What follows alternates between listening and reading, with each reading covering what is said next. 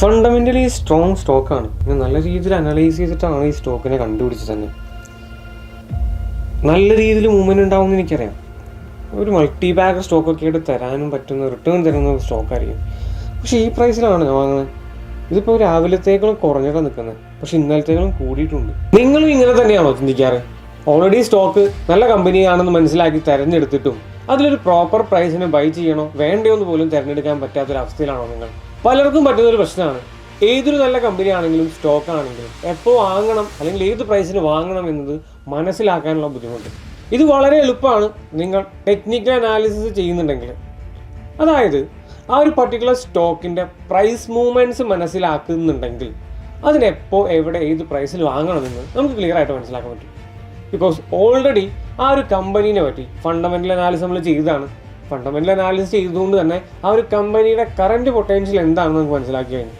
ആ കമ്പനിയുടെ current potential മനസ്സിലാക്കി മാത്രം പോരാ, എന്താണ് ആ ഒരു കമ്പനിയിൽ നമ്മൾ ഏത് പ്രൈസ് ഇൻവെസ്റ്റ് ചെയ്യുന്നു എന്നുള്ളതും വളരെ ഇമ്പോർട്ടൻ്റ് ആണ്, അല്ലേ?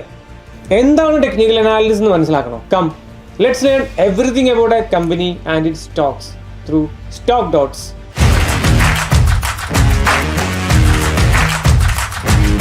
ഏതൊരു കമ്പനിയുടെ ആണെങ്കിലും പ്രൈസ് കഴിഞ്ഞ ഒരുപാട് വർഷങ്ങളായിട്ട് മൂവ് ചെയ്തുകൊണ്ടേയിരിക്കുകയാണ്. ലാസ്റ്റ് എങ്ങനെയാണോ ഇത് ഇത്രയും നാൾ മൂവ് ചെയ്തത്, ഒരു പരിധി വരെ അതേ ഒരു പാറ്റേൺ ഫോളോ ചെയ്തിട്ട് തന്നെയായിരിക്കും ഇനിയും ആ ഒരു പ്രൈസ് മൂവ് ചെയ്യുന്നുണ്ടാവാം. അപ്പോൾ ഓൾറെഡി മൂവ് ചെയ്തിട്ടുള്ള ഈ പ്രൈസിൻ്റെ മൂവ്മെൻറ്റ്സ് മനസ്സിലാക്കിയിട്ട് ഫ്യൂച്ചറിനെ മനസ്സിലാക്കുക, ഫ്യൂച്ചർ പ്രെഡിക്റ്റ് ചെയ്യുക. ഇതാണ് നമ്മൾ ടെക്നിക്കൽ അനാലിസിസ് ചെയ്യുന്നത്. സോ ഓൾറെഡി ഈ പ്രൈസ് മൂവ്മെൻറ്റ്സ് അറിയാൻ പറ്റുന്നതുകൊണ്ട് തന്നെ നമുക്കറിയാൻ കഴിയും എവിടെ എപ്പോൾ വാങ്ങുന്നതായിരിക്കും നല്ലതെന്ന്. ബേസിക്കലി ഇങ്ങനെ ഏതൊരു ഡാറ്റ കിട്ടുകയാണെങ്കിലും നമുക്ക് തന്നെ ഈസി ആയിട്ട് ഒരു പരിധി വരെ അതിനെ പ്രെഡിക്റ്റ് ചെയ്യാൻ കഴിയാറുണ്ട്, അല്ലേ? ഫോർ എക്സാമ്പിൾ ഒരു cricket player, for example Virat Kohli എന്ന് പറയുന്ന player last couple of matches എങ്ങനെയാണ് പെർഫോം ചെയ്തത് എന്ന് നോക്കുകയാണെങ്കിൽ തന്നെ നമ്മൾ പലപ്പോഴും പറയാറുണ്ട് ഇനിയിപ്പോൾ ഈ മാച്ചിൽ എങ്ങനെയായിരിക്കും പെർഫോം ചെയ്യുക, അല്ലെങ്കിൽ ഇനി വരാൻ പോകുന്ന മാച്ചിൽ എങ്ങനെയായിരിക്കും വിരാട് കോഹ്ലി പെർഫോം ചെയ്യാമെന്ന്, അല്ലെങ്കിൽ ഈവൻ ഹോൾ ഇന്ത്യൻ ടീം ആണെങ്കിൽ പോലും. ഇങ്ങനെ കഴിഞ്ഞ പെർഫോമൻസ് കമ്പയർ ചെയ്ത് നോക്കുകയാണെങ്കിൽ പലതിൻ്റെയും പ്രെഡിക്റ്റ് ചെയ്യാൻ പറ്റും ഫ്യൂച്ചർ നമുക്ക്. ഇവിടെ പാസ്റ്റ് ആൻഡ് പ്രസൻറ്റ് മൂവ്മെൻറ്റ്സ് നോക്കിയിട്ട് ഫ്യൂച്ചർ പ്രൈസ് പ്രെഡിക്റ്റ് ചെയ്യാണ് നമ്മൾ സ്റ്റോക്സിൽ ചെയ്യുന്നത്. ഇങ്ങനെ ഈ ടെക്നിക്കലി ഈ പ്രൈസിനെ അനലൈസ് ചെയ്യാനായിട്ട് രണ്ട് മെത്തേഡ് നമുക്ക് യൂസ് ചെയ്യാൻ പറ്റും. അതിലൊന്ന് നിങ്ങൾക്കും അറിയാവുന്നവരായിരിക്കും, ഇൻഡിക്കേറ്റേഴ്സ് ആണത്. ഓൾറെഡി ഡിഫൈൻ ചെയ്തിട്ടുള്ള ഒരു മാത്തമാറ്റിക്കൽ ഫോർമുലയിൽ ഫംഗ്ഷൻ ചെയ്യുന്ന ഒന്നാണ് ഇൻഡിക്കേറ്റേഴ്സ് എന്ന് പറയുന്നത്. ഈ ഇൻഡിക്കേറ്റേഴ്സ് എന്ന് പറഞ്ഞാൽ നിങ്ങൾ കേട്ടിട്ടുണ്ടായിരിക്കും. ഓൾറെഡി ഏതൊരു ചാർട്ടിംഗ് പ്ലാറ്റ്ഫോം എടുത്ത് നോക്കുകയാണെങ്കിലും അല്ലെങ്കിൽ നമ്മുടെ ബ്രോക്കർ പ്ലാറ്റ്ഫോം എടുത്ത് നോക്കുകയാണെങ്കിലും ഇൻഡിക്കേറ്റേഴ്സ് എല്ലാം അവൈലബിൾ ആണ്. അതിപ്പോൾ മൂവിങ് ആവറേജ് എന്ന് പറഞ്ഞ് പ്രൈസിൻ്റെ ആവറേജിൽ മൂവ് ചെയ്യുന്ന ഇൻഡിക്കേറ്റർ ആയാലും, അല്ലെങ്കിൽ മാക്ഡി എന്ന് പറയുന്ന ഇൻഡിക്കേറ്റർ ആയാലും, RSI എന്ന് പറയുന്നതാണെങ്കിലും, അല്ലെങ്കിൽ ഈവൻ വോളിയം ബേഴ്സ് ആണെങ്കിൽ പോലും എല്ലാം തന്നെ ഓൾറെഡി ഡിഫൈൻ ചെയ്ത് വെച്ചിട്ടുള്ള ഡാറ്റയെ ഷോക്കേസ് ചെയ്യാണ്, ഇൻഡിക്കേറ്റ് ചെയ്യാണ് നമ്മുടെ മുന്നിൽ. ഇങ്ങനെ ഓൾറെഡി ബിൽഡ് ചെയ്ത് വെച്ചിട്ടുള്ള ആയതുകൊണ്ട് തന്നെ നമുക്കൊന്ന് വെറുതെ ഒന്ന് അപ്ലൈ ചെയ്താൽ മതി. അത് വളരെ എളുപ്പമായിട്ട് അപ്ലൈ ചെയ്യാൻ പറ്റും. വളരെ ഈസി ആയിട്ട് അതെന്താ പറയുന്നതെന്ന് മനസ്സിലാക്കാൻ പറ്റും. അപ്പോൾ ഇൻഡിക്കേറ്റേഴ്സ് യൂസ് ചെയ്യുകയാണെങ്കിൽ വളരെ ഈസി ആയിട്ട് പ്രൈസിൻ്റെ മൂവ്മെൻറ്റ് മനസ്സിലാക്കാനും അത് ഫ്യൂച്ചർ പ്രെഡിക്റ്റ് ചെയ്യാൻ നമുക്ക് പറ്റും. ഫോർ എക്സാമ്പിൾ പറയുകയാണ്, മൂവിങ് ആവറേജ് എന്ന് പറയുന്നത് ഇൻഡിക്കേറ്റർ കഴിഞ്ഞ കുറച്ച് പീരീഡ്സിൻ്റെ ആവറേജ് ആണ് ഇത് ഇൻഡിക്കേറ്റ് ചെയ്യുന്നത്. ഈ ഒരു ആവറേജിൻ്റെ മുകളിലാണ് പ്രൈസെങ്കിൽ കറൻ്റ്ലി പ്രൈസിന് നല്ല മൊമെൻ്റ് ഉണ്ട്, പ്രൈസ് കൂടുതലാണെന്ന് പറയാം, അല്ലേ? ഈ ആവറേജിൻ്റെ ബിലോ ആണെങ്കിലോ, അതായത് ബിലോ ആവറേജ് ആണെങ്കിലോ, അതിനർത്ഥം കഴിഞ്ഞ കുറച്ച് നാളുകളെ കമ്പയർ ചെയ്ത് നോക്കുമ്പോൾ പ്രൈസ് ഒന്നും കൂടെ കുറവാണ്. അപ്പോൾ ഈ കൂടിയ പ്രൈസും കുറഞ്ഞ പ്രൈസും നോക്കി മനസ്സിലാക്കി തന്നെ നമുക്ക് പല ബെറ്റർ ഡിസിഷൻസ് എടുക്കാൻ പറ്റും ഇൻഡിക്കേറ്റേഴ്സ് യൂസ് ചെയ്യുകയാണെങ്കിൽ.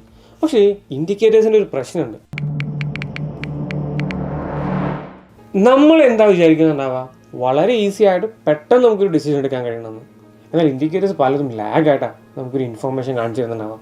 ഓൾറെഡി ഒരു ബുള്ളിഷ് മൂവ് കഴിഞ്ഞതിന് ശേഷമായിരിക്കും ഇൻഡിക്കേറ്റേഴ്സ് പറയുന്നുണ്ടാവുക ഈ മാർക്കറ്റ് ഇതാ ബുള്ളിഷിലോട്ട് മൂവ് ചെയ്തു. സോ ഓൾറെഡി സംഭവിച്ചു കഴിഞ്ഞ ഒന്നിനെയാണ് നമുക്ക് കാണിച്ചു തരുന്നത് എന്നുള്ളതുകൊണ്ട് തന്നെ പല ഡിസിഷൻസും നമ്മൾ ലാഗായിട്ടായിരിക്കും എടുക്കുന്നുണ്ടാവുക ഇൻഡിക്കേറ്റേഴ്സ് യൂസ് ചെയ്യുമ്പോൾ. പക്ഷേ എനിക്ക് വേണ്ടത് ടൈമിൽ ഡിസിഷൻ എടുക്കുകയല്ലേ വേണ്ടത്. അതായത് ഇപ്പോൾ ആ പ്രൈസിനെ ബെസ്റ്റാക്കി കിട്ടുമോ, അല്ലെങ്കിൽ എപ്പോഴാണോ ബെസ്റ്റാക്കി കിട്ടുന്നത് അപ്പോൾ എനിക്കിത് വാങ്ങാൻ കഴിയണം, അല്ലെങ്കിൽ അപ്പോൾ എനിക്കിത് സെല്ല് ചെയ്യാൻ കഴിയണം. സോ അങ്ങനെയാണെങ്കിൽ വേറെ വഴിയുണ്ട്. പ്രൈസ് ആക്ഷൻ എന്ന് പറയാം. ടെക്നിക്കൽ അനാലിസിസിനെ ഇൻ ഡെപ്തിൽ ഡീറ്റെയിൽഡ് ആയിട്ട് വളരെ ഈസി ആയിട്ട് മനസ്സിലാക്കാനായിട്ട് നമുക്ക് പ്രൈസ് ആക്ഷൻ യൂസ് ചെയ്യാം. എന്നാൽ ഇൻഡിക്കേറ്റേഴ്സിൻ്റെ അത്രത്തോളം ഈസി അല്ല. ബിക്കോസ് ഇൻഡിക്കേറ്റേഴ്സ് അവിടെ നമുക്ക് കാണിച്ചു തരാം ഇതിങ്ങനെ ചെയ്തു എന്ന് പറഞ്ഞിട്ട്. എന്നാൽ പ്രൈസ് ആക്ഷനിൽ അങ്ങനെയല്ല. പ്രൈസ് ആക്ഷൻ എന്ന് പറയുന്നത് നമ്മൾ ഓൺ അനാലിസിസിൽ തന്നെ പ്രൈസ് മൂവ്മെൻറ്റ്സിനെ മനസ്സിലാക്കണം. പ്രൈസ് ആക്ഷൻ പറയുന്ന വളരെ ഇൻട്രസ്റ്റിംഗ് ആയിട്ടുള്ളൊരു തിയറി ഉണ്ട്.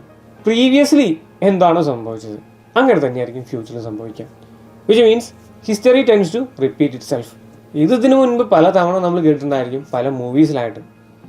ഹിസ്റ്ററിയിൽ എന്താണ് സംഭവിച്ചത് അത് ഒരു പരിധി വരെ ഫ്യൂച്ചറിലോട്ടും സംഭവിക്കാനുള്ള സാധ്യത കൂടുതലാണ്. അത് തന്നെയാണ് ഇവിടെയും പ്രൈസ് ആക്ഷൻ പറയുന്നത്. പ്രീവിയസ്ലി ഈ പ്രൈസിൽ എന്തൊക്കെ മൂവ്മെൻ്റ് ആണോ ഉണ്ടായിട്ടുള്ളത്, എവിടെയൊക്കെയാണോ റിജക്റ്റ് ആയിട്ടുള്ളത്, അതുപോലെ തന്നെയായിരിക്കും ഫ്യൂച്ചറിലും മൂവ് ചെയ്യാം. അവിടെയൊക്കെ തന്നെയായിരിക്കും ഒരു പരിധി വരെ ഫ്യൂച്ചറിലും ഈ പ്രൈസ് റിജക്റ്റ് ചെയ്യാം. ബിറ്റ് കോയിൻ അല്ലെങ്കിൽ ക്രിപ്റ്റോ കറൻസി നമ്മൾ ഒരുപാട് കേട്ടിട്ടുള്ളതായിരിക്കും. സ്പെഷ്യലി നിങ്ങൾ ഒരുപാട് കേട്ടിട്ടുണ്ടായിരിക്കും. ഒരുപാട് പേര് അതിൽ ട്രേഡ് ചെയ്യുന്നുണ്ടായിരിക്കും, ഇൻവെസ്റ്റ് ചെയ്യുന്നുണ്ടായിരിക്കും. കുറച്ച് നാളുകൾക്ക് മുൻപ് എല്ലാവരും പറഞ്ഞിരുന്നത് എന്താണ്, ഇപ്പോൾ ബെസ്റ്റ് ഓപ്ഷനാണ് ബിറ്റ് കോയിനിൽ ഇൻവെസ്റ്റ് ചെയ്യാൻ, അല്ലെങ്കിൽ ഒട്ടുമിക്ക ക്രിപ്റ്റോയിൽ ഇൻവെസ്റ്റ് ചെയ്യാനുള്ള ബെസ്റ്റ് ഓപ്പർച്യൂണിറ്റിയാണ്. ബിക്കോസ് എല്ലാ ക്രിപ്റ്റോസും ഓൾമോസ്റ്റ് അതിൻ്റെ ലോവറിലാണ് നിൽക്കുന്നത്. കഴിഞ്ഞ തവണ ഈ ഒരു പ്രൈസിൽ എത്തിയ സമയത്ത് ഇത് നല്ല രീതിയിൽ ഇൻക്രീസ് ചെയ്ത് ഓൾ ടൈം ഹൈ വരെ പോയിട്ടുള്ളതാണ്. അപ്പോൾ ഇവിടെ നിന്ന് എന്തായാലും ബൈ ചെയ്യാം, എന്തായാലും കയറി പോകുന്നു. ഇവിടെ എന്താ സംഭവിച്ചേ, പ്രീവിയസ്ലി അത്തരം ഒരു പ്രൈസ് റേഞ്ചിൽ നിന്ന് ഈ ഒരു ക്രിപ്റ്റോ കോയിൻ്റെ പ്രൈസ് നല്ല രീതിയിൽ കൂടി ഓൾ ടൈം ഹൈ വരെ എത്തിയതാണ്. അതുകൊണ്ട് തന്നെ ഇനിയും ആ ഒരു റേഞ്ചിൽ എത്തിയതിനു ശേഷം വീണ്ടും ആ ഒരു മൊമെന്റ് എക്സ്പെക്ട് ചെയ്യുന്നുണ്ട്.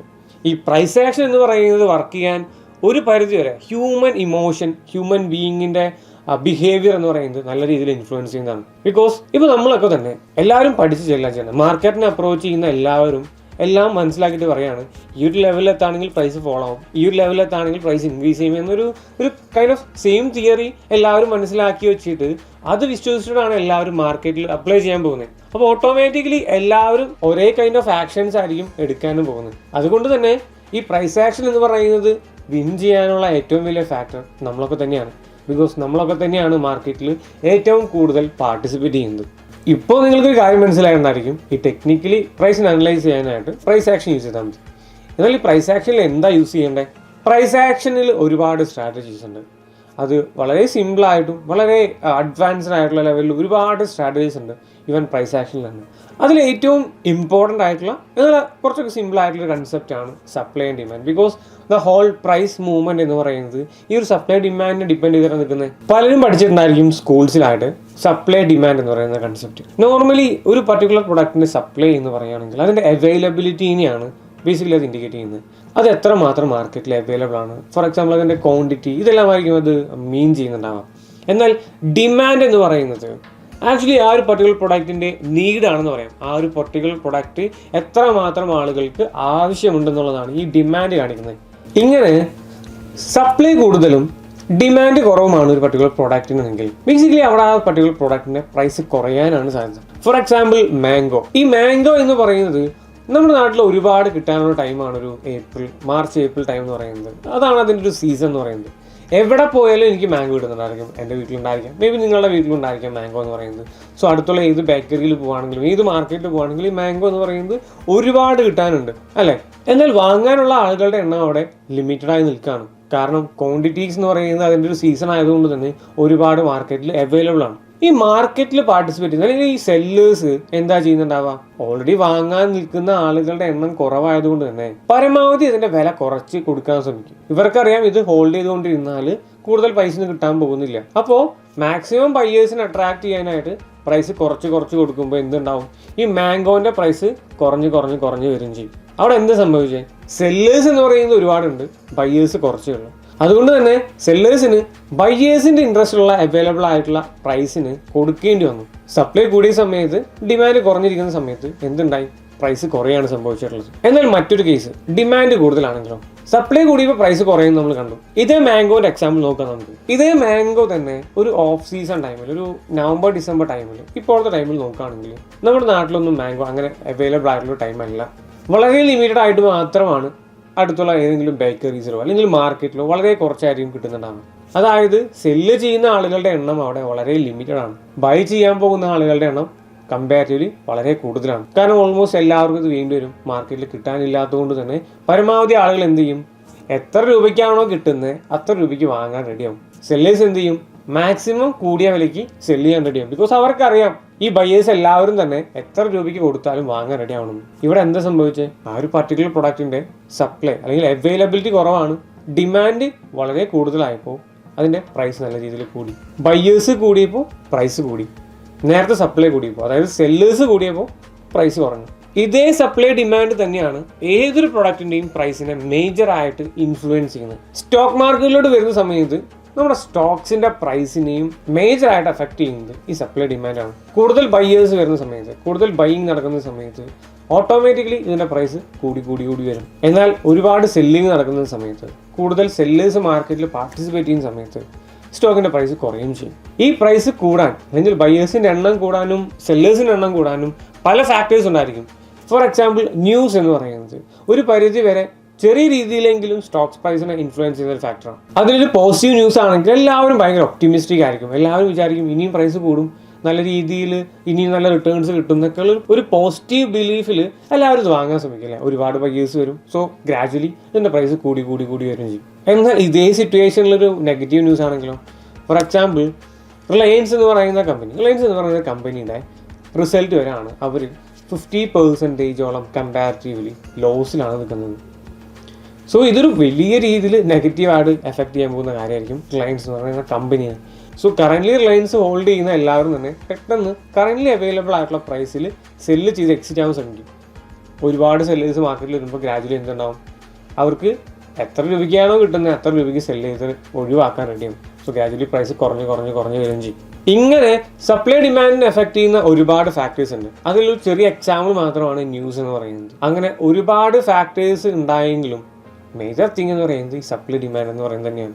ഇങ്ങനെ സപ്ലൈ ഡിമാൻഡിൽ ഉണ്ടായിട്ടുള്ള മൂവ്മെന്റ്, സപ്ലൈ കൂടിയപ്പോൾ പ്രൈസ് ഫോൾ ആയിട്ടുള്ളതും ഡിമാൻഡ് കൂടിയപ്പോൾ പ്രൈസ് ഇൻക്രീസ് ചെയ്തിട്ടുള്ളതും എല്ലാം തന്നെ ചാർട്ട് നോക്കിയാൽ നമുക്ക് കാണാൻ കഴിയും. മേ ബി അത്രയും നേരം ഇങ്ങനെ സൈഡിലോട്ട് മൂവ് ചെയ്തുകൊണ്ടിരുന്ന പ്രൈസിൽ നല്ല രീതിയിൽ ഈ പർട്ടിക്കുലർ പോയിന്റിൽ നിന്ന് ബൈങ് വന്നിട്ടുണ്ടെങ്കിൽ നല്ല രീതിയിൽ പ്രൈസ് ഇൻക്രീസ് ചെയ്തിട്ടുണ്ടായിരിക്കും. ഇങ്ങനെ സൈഡിലോട്ട് മൂവ് ചെയ്തുകൊണ്ടിരുന്ന മാർക്കറ്റിൽ നല്ല രീതിയിൽ സെല്ലിങ് വന്നിട്ടുണ്ടെങ്കിൽ പ്രൈസ് അവിടെ നിന്ന് ഫോളോ ആവുകയും ചെയ്യും. അപ്പോൾ ഈ ചാർട്ട് നോക്കുകയാണെങ്കിൽ നമുക്കറിയാൻ കഴിയും പ്രൈസ് എവിടെ നിന്നൊക്കെയാണ് ഫോളോ ആയിരിക്കുന്നത്, എപ്പോഴൊക്കെ ഇൻക്രീസ് ചെയ്തേക്കുന്നതെന്ന്. ഇത്രയും കേട്ട സ്ഥിതിക്ക് നിങ്ങൾക്ക് തന്നെ തോന്നുന്ന കാര്യമാണ്, ഓൾറെഡി ഡിമാൻഡ് കൂടുന്ന ഏരിയയും സപ്ലൈ കൂടുന്ന ഏരിയയും നമുക്കറിയാം. ഈ സപ്ലൈ കൂടുന്ന ഏരിയയിൽ പ്രൈസ് കുറയാണ്, ഡിമാൻഡ് വരുന്ന ഏരിയയിൽ പ്രൈസ് കൂടാണ്. അങ്ങനെയാണെങ്കിൽ ഈ ഏരിയാസ് ഫോക്കസ് ചെയ്യുകയാണെങ്കിൽ നല്ല രീതിയിലൊരു ഡിസിഷൻ എടുത്തൂടെ? എക്സാക്ട്ലി. അതായത് പ്രൈസ് കൂടുന്ന ഏരിയ ആണ് ഡിമാൻഡ് സോൺ എന്ന് പറഞ്ഞു, പ്രൈസ് കുറയുന്ന ഏരിയ ആണ് സപ്ലൈ സോൺ എന്ന് പറഞ്ഞു. സോ നമുക്ക് ഇനി പ്രൈസ് കൂടോ കുറയോ അതാണ് നമ്മുടെ ഡൗട്ട് അല്ലേ. ഓൾറെഡി നമ്മൾ ഫണ്ടമെന്റലി സ്റ്റോക്സിനൊക്കെ സെലക്ട് ചെയ്ത് വെച്ചിട്ടുണ്ട്. ഇനി ഈ സ്റ്റോക്ക് ഇൻവെസ്റ്റ് ചെയ്യുമ്പോൾ ഈ സ്റ്റോക്കിൽ ഇപ്പോൾ ഇൻവെസ്റ്റ് ചെയ്യാൻ ബെസ്റ്റ് പ്രൈസ് ആണെന്ന് പറയുന്നത്. അങ്ങനെയാണെങ്കിൽ ഞാൻ ഒരു കാര്യം പറയട്ടെ, ഡിമാൻഡ് സോണിലാണ് അതിൻ്റെ പ്രൈസ് നിൽക്കുന്നെങ്കിലോ, കറൻ്റ്ലി ഇപ്പോൾ പ്രൈസ് വന്ന് നിൽക്കുന്നത് ഒരു ഡിമാൻഡ് സോണിലാണെങ്കിൽ നമുക്ക് നെക്സ്റ്റ് ഒരു ബൈയിങ് മൊമെന്റം എക്സ്പെക്ട് ചെയ്തോടെ, പ്രൈസ് ഇനിയും കൂടുമെന്ന് എക്സ്പെക്ട് ചെയ്തോടെ. അങ്ങനെയാണെങ്കിൽ ഇപ്പോൾ വാങ്ങുന്നതല്ലേ റൈറ്റ് ഡിസിഷൻ. ഇനി നമ്മളിത് ഇപ്പോൾ വാങ്ങാതെ നാളത്തേക്ക് വെച്ചാലോ, പ്രൈസ് അവിടെ നിന്ന് കൂടിപ്പോയി നമ്മളൊരു ഹൈ പ്രൈസിൽ പോയിട്ട് വാങ്ങേണ്ടി വരും. എന്നാൽ നേരെ മറിച്ച് പ്രൈസ് ഇപ്പോൾ നിൽക്കുന്ന ഒരു സപ്ലൈ സോണിലാണെങ്കിലോ, നമുക്കറിയാം ഈ ഒരു സപ്ലൈ സോണിൽ നിന്ന് പ്രൈസ് ഫോൾ ആവാൻ സാധ്യതയുണ്ടെന്ന്, പ്രൈസ് കുറയാൻ സാധ്യതയുണ്ടെന്ന്. അങ്ങനെയാണെങ്കിൽ ഇപ്പോൾ ഈ ഒരു സപ്ലൈ സോണിൽ നിൽക്കുന്ന പ്രൈസിൽ വാങ്ങേണ്ട ആവശ്യമുണ്ടോ? ഇനിയും ഈ പ്രൈസ് കുറയുകയാണെങ്കിൽ ആ കുറഞ്ഞ പ്രൈസിൽ വാങ്ങിച്ചാൽ പോരെ, അതായത് ഒരു ഡിമാൻഡ് സോണിനടുത്ത് വാങ്ങിച്ചാൽ പോരെ. ആക്ച്വലി ടെക്നിക്കൽ അനാലിസിസ് എന്ന് പറയുന്നത് ഇത്രയും സിമ്പിൾ ആയിട്ടുള്ള കൺസെപ്റ്റ് അല്ല കേട്ടോ. ഒരുപാട് ഡീറ്റെയിൽഡ് ആയിട്ട് മനസ്സിലാക്കേണ്ട കാര്യങ്ങളുണ്ട്. സപ്പോർട്ട് ആൻഡ് റെസിസ്റ്റൻസ് അല്ലെങ്കിൽ സപ്ലൈ ആൻഡ് ഡിമാൻഡ് എന്ന് പറയുന്നത് വളരെ ചെറിയൊരു ഫാക്ടർ മാത്രമാണ്. ഇതിലെ ചാർട്ട് എന്ന് പറയുന്നത് ക്യാൻഡിൽസ്റ്റിക് ചാർട്ടിനെ പറ്റിയിട്ട് ഒരുപാട് കാര്യങ്ങൾ പഠിക്കാനുണ്ട്. സപ്ലൈ ഡിമാൻഡിൻ്റെ തന്നെ അഡ്വാൻസ്ഡ് ആയിട്ടുള്ള ഒരുപാട് കാര്യങ്ങൾ മനസ്സിലാക്കാനുണ്ട്. ഇങ്ങനെ ഡീറ്റെയിൽഡ് ആയിട്ട് ടെക്നിക്കൽ അനാലിസിസിനെ മനസ്സിലാക്കാൻ കഴിയുകയാണെങ്കിൽ റൈറ്റ് ഡിസിഷൻ നമുക്ക് എടുക്കാൻ പറ്റും. പ്രൈസിന് എങ്ങനെ എപ്പോൾ എവിടേക്ക് മൂവ് ചെയ്യുന്നതൊക്കെ വളരെ ഈസി ആയിട്ട് നമുക്ക് മനസ്സിലാക്കാനും പറ്റും. ഈ ടെക്നിക്കൽ അനാലിസിസിൻ്റെ തന്നെ ബേസിക്സ് ഒന്നും കൂടെ സ്ട്രോങ് ആക്കണം എന്നാണ് ആഗ്രഹമെങ്കിൽ സ്റ്റോക്ക് മാർക്കറ്റ് സീരീസ് എന്ന് പറയുന്ന ഒരു വീഡിയോ സീരീസ് ഉണ്ട്. അതിൻ്റെ ലിങ്ക് ഞാൻ ഈ ഐ ബട്ടണിൽ കൊടുക്കുന്നുണ്ട്. അത് നിങ്ങൾ പോയി ചെക്കൗട്ട് ചെയ്യുകയാണെങ്കിൽ, അത് കണ്ട് പഠിക്കുകയാണെങ്കിൽ ഒരുവിധം കാര്യങ്ങളൊക്കെ നിങ്ങൾക്ക് മനസ്സിലാക്കാൻ പറ്റുന്നതായിരിക്കും. പിന്നെ ഗൂഗിളിലാണെങ്കിലും ഒരുപാട് കോണ്ടന്റ്സ് അവൈലബിൾ ആണ് ടെക്നിക്കൽ അനാലിസിസ് എന്ന് പറയുന്നത്. സോ കുറച്ച് കാര്യങ്ങൾ മാത്രം മനസ്സിലാക്കിയിട്ട് എന്തെങ്കിലും ഡിസിഷൻ എടുക്കാതെ കൂടുതൽ കാര്യങ്ങൾ മനസ്സിലാക്കിയിട്ട് മാത്രം വലിയ ഡിസിഷൻസ് എടുക്കാൻ ശ്രമിക്കാം. ആക്റ്റീവായിട്ട് മാർക്കറ്റിൽ ട്രേഡിങ് ചെയ്യുന്ന എല്ലാവരും യൂസ് ചെയ്യുന്നത് ടെക്നിക്കൽ അനാലിസിസ് ആണ്. ബിക്കോസ് ഒരു ട്രേഡറിനെ സംബന്ധിച്ചിടത്തോളം മാർക്കറ്റിലെ നെക്സ്റ്റ് പ്രൈസ് മൂവ്മെൻറ്റ് മനസ്സിലാക്കണമെങ്കിൽ ടെക്നിക്കലി മാത്രം അനലൈസ് ചെയ്താൽ മതി. അതായത് ലാസ്റ്റ് 5 ഇയറിൻ്റെ പെർഫോമൻസ് ഒന്നും ഒരിക്കലും ഈ കമ്പനിയുടെ നെക്സ്റ്റ് സെക്കൻഡിൻ്റെ മൂവ്മെൻറ്റ് എഫക്ട് ചെയ്യില്ലല്ലോ. എന്നാൽ ഈ ടെക്നിക്കൽ അനാലിസിസ് ആയിരിക്കും നിയർ ഫ്യൂച്ചറിലുള്ള പ്രൈസ് മൂവ്മെൻറ്റിനെ നമുക്ക് മനസ്സിലാക്കി തരുന്നുണ്ടാവാം. പക്ഷേ as an investor fundamental analysis മാത്രം മതിയോ? ഇനി ടെക്നിക്കൽ അനാലിസിസ് മാത്രം അറിഞ്ഞാൽ മതിയോ? ഇതിൽ ഏതെങ്കിലും ഒന്നറിഞ്ഞാലും ഇൻവെസ്റ്റ്മെന്റ്സ് ഒക്കെ ചെയ്യാൻ പറ്റും. എന്നാൽ ഇത് എല്ലാം അറിഞ്ഞിട്ട് ചെയ്യുമ്പോഴായിരിക്കും നല്ലൊരു ഇൻവെസ്റ്റ്മെന്റ് ഡിസിഷൻ ആയിരിക്കും മാറുന്നുണ്ടാവുക. ഇതിലൊരു കാര്യങ്ങൾ കൂടിയുണ്ട്, ആ ഒരു പർട്ടിക്കുലർ കമ്പനിയുടെ ബിസിനസ് എന്താണെന്നുള്ളത്. അതായത് ഏതെങ്കിലും ഒരു കമ്പനി, പേര് പോലും എനിക്കറിയില്ല, അവരെന്താ ചെയ്യുന്നത് പോലും എനിക്കറിയില്ല, ഫണ്ടമെൻ്റലി ഏത് അവസ്ഥ പോലും അറിയില്ല, ടെക്നിക്കലി ഓക്കെ പ്രൈസ് ഇങ്ങനെ മൂവ് ചെയ്യുന്നുണ്ട്, ഇത് മാത്രം നോക്കിയിട്ട് ഞാൻ അതിലൊരു 5 ഇയർ ഇൻവെസ്റ്റ്മെൻറ്റ് നടത്തുകയാണെങ്കിൽ ഒരിക്കലും എനിക്ക് എക്സ്പെക്ട് ചെയ്യാൻ കഴിയില്ല 5 ഇയറിന് ശേഷം ഈ കമ്പനി ഉണ്ടാകുമോ ഇല്ലയെന്ന് പോലും എനിക്ക് അറിയാൻ പറ്റില്ല അല്ലേ. അപ്പോൾ ഞാൻ നെക്സ്റ്റ് ഒരു ഇൻവെസ്റ്റ്മെൻറ്റ് നടത്തുന്ന സമയത്ത് ഒരു നല്ല കമ്പനി, ഞാൻ യൂസ് ചെയ്യുന്ന പ്രൊഡക്റ്റാണ് കമ്പനിയുടെ ബിസിനസ്, എനിക്കറിയാം നല്ല സ്ട്രോങ് ആയിട്ടുള്ള ഡിമാൻഡുള്ള നല്ലൊരു പ്രൊഡക്റ്റാണ്, ഞാൻ അതിനെ ഫണ്ടമെൻ്റലി അനലൈസ് ചെയ്യാണ്, അവരുടെ ആനുവൽ റിപ്പോർട്ടും എല്ലാം നോക്കിയിട്ട് ഫണ്ടമെൻ്റലി അനലൈസ് ചെയ്യുന്ന സമയത്ത് എനിക്ക് മനസ്സിലാക്കാൻ കഴിഞ്ഞു ഓക്കെ ഈ കമ്പനി അത്യാവശ്യം നല്ല കമ്പനിയാണ്, നല്ല പ്രോഫിറ്റബിലിറ്റി ഉള്ള നല്ല പെർഫോമൻസ് കാഴ്ചവെച്ചുകൊണ്ടിരിക്കുന്ന കമ്പനിയാണെന്ന് മനസ്സിലായി. ഇത് രണ്ടും മനസ്സിലായപ്പോൾ, ബിസിനസ്സും ഫണ്ടമെന്റൽസ് മനസ്സിലാക്കിയപ്പോൾ ഈ കമ്പനിയിൽ ഇൻവെസ്റ്റ് ചെയ്യാം എന്നുള്ള ഡിസിഷൻ ഞാൻ എടുത്തു. ഇനി എപ്പോൾ ഇൻവെസ്റ്റ് ചെയ്യണം, ഏത് പ്രൈസിൽ ഇൻവെസ്റ്റ് ചെയ്യണം, അതൊരു വളരെ ഇമ്പോർട്ടൻ്റ് ആയിട്ടുള്ള ഒരു ഡിസിഷൻ തന്നെയാണ്. സോ അതിനാണ് ഈ ടെക്നിക്കൽ അനാലിസിസ് എന്ന് പറയുന്നത്. ടെക്നിക്കലി പ്രൈസിന്റെ കറന്റ് പൊസിഷൻ മനസ്സിലാക്കിക്കൊണ്ടായിരിക്കും ഒരു ബൈ പൊസിഷൻ ഞാൻ അവിടെ ചിന്തിക്കുന്നുണ്ടാവാം. അതായത് ഞാൻ നേരത്തെ പറഞ്ഞ പോലെ അതൊരു ടുവേർഡ്സ് ഡിമാൻഡ് സോൺ ആണെങ്കിൽ മാത്രമായിരിക്കും ഞാൻ അതിൽ ഒരു ബൈ ചെയ്യുന്നുണ്ടാവാം. ഇനി അതൊരു സപ്ലൈ സോണിലാണ് നിൽക്കുന്നെങ്കിൽ ഞാനത് ഹോൾഡ് ചെയ്യും. എപ്പോഴാണോ അതിൻ്റെ പ്രൈസ് കുറഞ്ഞ് ഒരു ഡിമാൻഡ് സോൺ അപ്രോച്ച് ചെയ്യുന്നത് ആ ഒരു പർട്ടിക്കുലർ ഡിമാൻഡ് സോണിൽ നിന്ന് ബൈ ചെയ്യാനായിട്ട്. ഞാനിപ്പോൾ പറഞ്ഞ പോലെ നിങ്ങളുടെ കയ്യിലുണ്ടായിരിക്കില്ല ഒരുപാട് സ്റ്റോക്സ്, നിങ്ങൾ അനലൈസ് ചെയ്ത് വെച്ചതും നിങ്ങൾക്ക് അറിയുന്ന ബിസിനസ്സുമായിട്ട് നിങ്ങൾ ഇൻവെസ്റ്റ് ചെയ്യാമെന്ന് വിചാരിച്ചിരിക്കുന്ന കമ്പനീസ് ഉണ്ടായിരിക്കാം. അങ്ങനെ ഞാനും കുറച്ച് കമ്പനീസിനെ സെലക്ട് ചെയ്ത് വെച്ചിട്ടുണ്ട്. ഈ കമ്പനീസിൽ ഇൻവെസ്റ്റ് ചെയ്താലോ, അല്ലെങ്കിൽ ഞാൻ ഓൾറെഡി ഇൻവെസ്റ്റ് ചെയ്തിട്ടുള്ള കുറച്ച് കമ്പനീസ്, ആ കമ്പനീസിന്റെ ബിസിനസ്സും ആ കമ്പനീസിന്റെ ഫണ്ടമെന്റൽസും ഈ കമ്പനീസിന്റെ ടെക്നിക്കൽസും മനസ്സിലാക്കിയിട്ട് ഇതിലെ ഇൻവെസ്റ്റ്മെന്റ് ഇപ്പോൾ ഒരു വൈസർ ഡിസിഷൻ ആകുമോ എന്ന് നമുക്ക് നോക്കിയാലോ.